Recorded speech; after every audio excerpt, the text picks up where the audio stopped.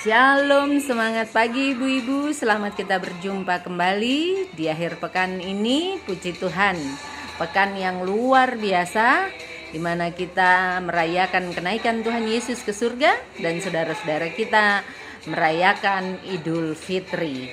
Pagi hari ini kita akan membaca Yohanes 16 ayat 1 sampai 4a. Tapi sebelum kita membaca dan merenungkan firman Tuhan, mari kita berdoa. Kami mengucap syukur dan berterima kasih Tuhan karena pagi hari ini kami boleh bangun dan akan melaksanakan semua aktivitas, tugas dan tanggung jawab kami. Sebelum memulai semua aktivitas kami akan membaca dan merenungkan firman-Mu. Biarlah firman-Mu ini akan menguatkan iman percaya kami, akan menguatkan kami di dalam setiap aktivitas, tugas, tanggung jawab kehidupan pribadi lepas pribadi. Berfirmanlah Tuhan, kami siap mendengarkannya. Amin. Yohanes 16 ayat 1 sampai 4a berjudul bertekun. Semua ini kukatakan kepadamu supaya kamu jangan kecewa dan menolak aku. Kamu akan dikucilkan, bahkan akan datang saatnya bahwa setiap orang yang membunuh kamu akan menyangka bahwa ia berbuat bakti bagi Allah. Mereka akan berbuat demikian karena mereka tidak mengenal baik Bapa maupun aku. Tetapi semuanya ini kukatakan kepadamu, supaya apabila datang saatnya kamu ingat bahwa aku telah mengatakannya kepadamu. Demikian firman Tuhan. Yesus bersabda, berbahagialah setiap orang yang mendengarkan firman Tuhan dan memelihara firman itu di dalam sepanjang kehidupannya. Ibu-ibu kekasih Tuhan, dulu ketika membaca firman Tuhan ini saya pikir ini adalah sebuah pengandaian yang tidak akan terjadi seperti persis seperti kata-kata ini. Jadi saya pikir yang mendapatkan penganiayaan adalah mereka yang memberitakan Injil di tempat-tempat baru, di tempat yang belum mengenal peradaban seperti zaman-zaman dahulu ketika perintisan pertama kali pemberitaan Injil di daerah-daerah pedalaman. Tetapi ternyata hal itu terjadi di sini saat ini di dunia kita dewasa ini, di dunia modern ini. Beberapa hari yang lalu, tanggal 11 Mei 2021, kembali terjadi peristiwa pembantaian 4 orang warga gereja di daerah Poso, Sulawesi Tengah. Menurut tribunpalu.com mengatakan bahwa para pelaku adalah yang tergabung di dalam kelompok Mujahidin Indonesia Timur di bawah pimpinan Ali Kalora. 4 orang warga gereja dipancung di kebun di tempat di mana mereka mencari nafkah. Bahkan ada seorang yang sedang membersihkan kebun dengan menggunakan mesin pemotong rumput dan pada akhirnya ia meregang nyawa dengan mesin tersebut yang digunakan oleh para pengacau tersebut untuk membunuhnya. Ibu-ibu sebagai wanita, sebagai seorang ibu kita pasti miris, sedih, takut, ngeri mendengar peristiwa seperti ini. Apa yang ada di dalam pikiran kita? Pasti sebagian kita akan berpikir, benar-benar Indonesia saat ini tidak aman, di mana ada polisi, tentara, dan berbagai aparat keamanan berjaga di mana-mana di tengah-tengah pelaksanaan pembatasan PSBB ini. Justru terjadi peristiwa ini. Sepertinya mereka lebih berkuasa daripada pemerintah yang berdaulat di negara ini. Ada pula mungkin kita yang akan berpikir ini adalah ajaran agama mereka. Tidak, karena kita tahu mereka juga menyembah Allah, sama seperti kita menyembah Allah yang hidup. Tetapi apakah mereka melakukan itu karena ajaran agamanya? Juga belum tentu. Karena ketika peristiwa seperti ini terjadi, biasanya karena oknum-oknum tertentu, mereka dijali dengan pemahaman radikal, dengan pola berpikir yang salah, sehingga mereka berpikir bahwa apa yang mereka lakukan itu adalah kebenaran, persis seperti firman Tuhan yang kita baca pada saat ini. Lantas sebagai orang percaya, sebagai orang Kristen yang sering kali menjadi sasaran dari hal-hal tersebut, Apa yang harus kita lakukan? Firman Tuhan mengingatkan kita bahwa hanya ada satu yang bisa kita lakukan. Kita berdoa, menyerahkan semuanya kepada Tuhan. Karena Tuhan, seperti bagaimana Tuhan mengetahui masa lalu kehidupan kita, demikian Tuhan yang sama mengenal persis bagaimana masa depan dari kehidupan kita. Kenapa doa? Doa adalah nafas hidup orang banyak. Dengan berdoa kita akan terhubung dengan Tuhan yang sang pemilik kehidupan kita. Doa itu seperti wifi. Ketika kita dekat di dalam jangkauan, maka kita akan terkoneksi ke dunia maya, ke dunia internet.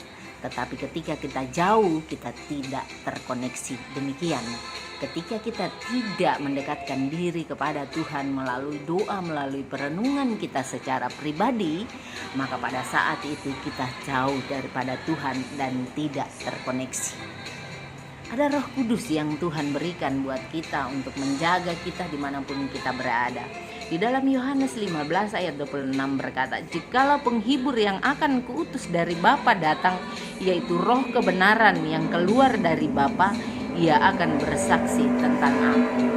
Roh Kudus akan senantiasa menyertai kita dimanapun kita berada. Persoalannya sering kali kita tidak memberi tempat, kita tidak memberi diri di bawah kuasa Roh Kudus. Kita lebih mengutamakan kemampuan kita lebih mengandalkan jabatan, kita lebih mengandalkan kekuatan, kemampuan, harta milik, kekuasaan, dan kemampuan kita. Kita lupa bahwa segala sesuatu yang kita miliki adalah berasal daripada Tuhan, dan Tuhan berkuasa atas semua hal yang ada yang mampu dilakukan oleh manusia. Sehebat apapun kita, sekuat apapun kita, bagaimanapun kekuatan dan kemampuan yang kita miliki, jika Tuhan tidak berkenan, maka semuanya akan menjadi sia-sia. Doa adalah satu-satunya senjata yang bisa digunakan oleh semua orang percaya. Doa membuat kita terus terhubung dengan Yesus, sang pemilik kehidupan kita. Tapi seringkali kita meragukan, tanpa sadar kita meragukan kuasa Roh Kudus.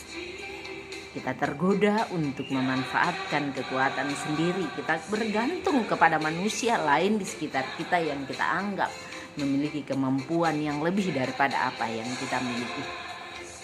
Lantas, apakah dengan berdoa maka semuanya akan selesai, akan berubah seketika? Tidak. Karena waktu Tuhan seringkali tidak persis sama dengan waktu kita, karena rencana Tuhan lebih hebat daripada rencana kita. Jika Tuhan mengizinkan sesuatu terjadi di dalam kehidupan orang percaya, itu berarti Tuhan juga pasti mengetahui bagaimana jalan keluar terbaik, apa yang akan terjadi selanjutnya. Itu pasti akan lebih baik daripada apa yang sempat terfikirkan oleh kita. Roh Kudus akan selalu menyertai saudara dan saya dimanapun kita berada. Karena itu mari melalui perenungan secara pribadi kita terus mencari bagaimana Tuhan menghendaki kehidupan kita berlaku. Tuhan menghendaki kita melakukan apa di dalam sepanjang kehidupan kita. Melalui Komisi Wanita GKJW Kediri kita menguatkan satu dengan yang lain. Penguatan itu apakah harus selalu terhubung, harus selalu berkomunikasi setiap saat, setiap jam, atau kita harus selalu berjumpa? Apakah kita harus selalu membantu dengan materi, dengan berbagai hal yang berlimpah ruah? Tidak juga. Kita saling menguatkan dengan saling kepedulian, justru bisa dimulai dengan hal-hal sederhana. Kepedulian satu dengan yang lain justru berawal dari hal sederhana. Kita saling menguatkan. Sesederhana kita berdoa satu dengan yang lain di rumah kita masing-masing, saling mendoakan, saling menguatkan. Demikianlah Roh Kudus akan selalu terhubung dengan kita semua, saling menguatkan. Melalui wadah Komisi Wanita GKJW Kediri ini, satu dengan yang lain kita terus terhubung. Mungkin memang waktu perenungan kita tiap-tiap orang berbeda karena masing-masing mempunyai tugas dan tanggung jawab, kesibukan, kesehatan, dan lain sebagainya yang berbeda satu dengan yang lain. Setiap pribadi punya caranya sendiri, setiap pribadi punya waktunya sendiri untuk berkomunikasi dan mengandalkan Tuhan di dalam hidupnya. Masing-masing kita juga punya pengalaman terhubung dengan Tuhan yang berbeda-beda satu dengan yang lain. Kembali melalui firman Tuhan pada hari ini kita diingatkan bahwa apapun yang terjadi, yang ada di sekitar kita, yang ada di hadapan kita, yang ada di keluarga kita, sekalipun Tuhan sudah mengatakan bahwa ada saatnya ketika orang mensulimi kita, mereka akan berpikir bahwa mereka berbuat bakti kepada Allah. Allah yang mana? Yang menyuruh mereka untuk mensulimi ciptaan Allah. Biarlah itu terjawab di dalam kehidupan mereka. Persoalan kita, tanggung jawab kita adalah terus terhubung dengan Allah Tuhan kita melalui Yesus Kristus, Roh Kudus, anaknya yang tunggal, yang sudah menyerahkan dirinya di kayu salib, yang sudah naik ke surga, dan pada saatnya akan datang kembali untuk menjemput saudara dan saya pada tempat dan waktunya Tuhan. Semoga firman Tuhan hari ini menguatkan saya dan saudara di dalam beraktivitas hari ini, besok, dan seterusnya di dalam kehidupan iman percaya kita sampai Maranatha. Amin. Mari kita berdoa. Kembali Bapa, kami mengucap syukur dan berterima kasih karena masih diberi waktu untuk membaca dan merenungkan firman-Mu. Biarlah perenungan kami yang singkat dan sederhana ini akan menjamah iman percaya kami, menjamah hati kami, supaya kami terus memiliki kerinduan untuk terus dekat, terus terhubung dengan Tuhan di dalam setiap kehidupan kami. Mampukan kami untuk selalu mengandalkan Tuhan di dalam setiap gerak langkah kehidupan kami. Terima kasih Bapa. Inilah doa kami di dalam nama Yesus Tuhan dan Juru Selamat kami. Kami sudah berdoa. Amin.